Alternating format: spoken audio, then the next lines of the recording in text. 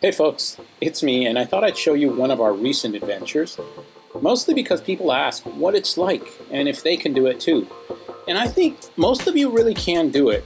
You just have to take a few steps and just keep going.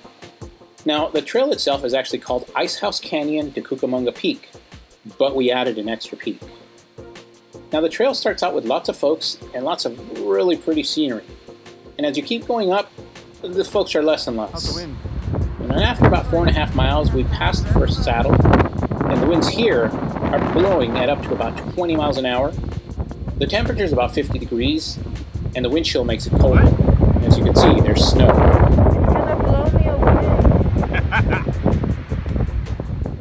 Yeah, it's kind of hard to hear her.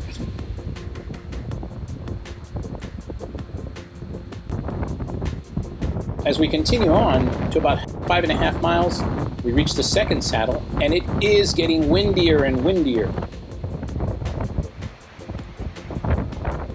But from here, we can actually see Rancho Cucamonga. We can see as far down as Corona, and just look at that view. And of course, we're going to continue on to the switchbacks.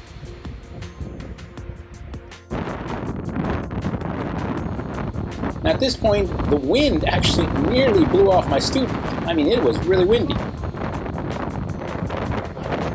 I kept telling her to get out of the wind, but you can barely hear.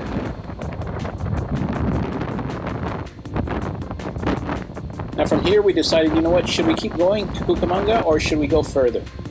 We were both tired, but you know what, we thought, let's keep going. And so at the 8-mile mark, about 3.5 hours, we make it to the peak, and look at her.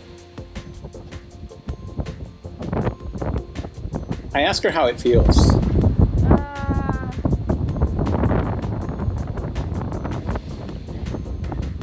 It's hard to hear, but she says she's tired and cold. But look at that view.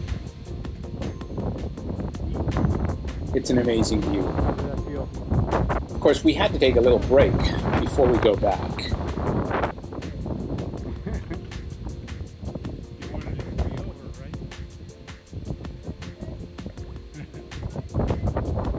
Now from here, we return to Cucamonga. Now we're tired. We actually weren't sure whether we were going to continue, but you know what, we made it this far. So we make it to Cucamonga Peak after nearly 4 hours of hiking.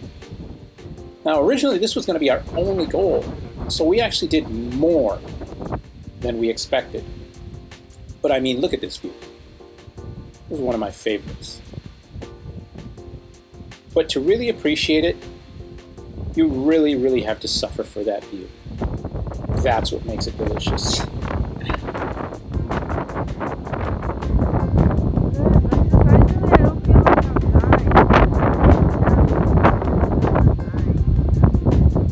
But it was pretty tough. Now they say that a journey of 1,000 miles begins with a single step. And that's important to keep in mind because we didn't arrive and think about the end point. That's just too hard. Instead, we just started with our first step. And once you're at the top, the return is easier. But, of course, just remember to bring your walking sticks.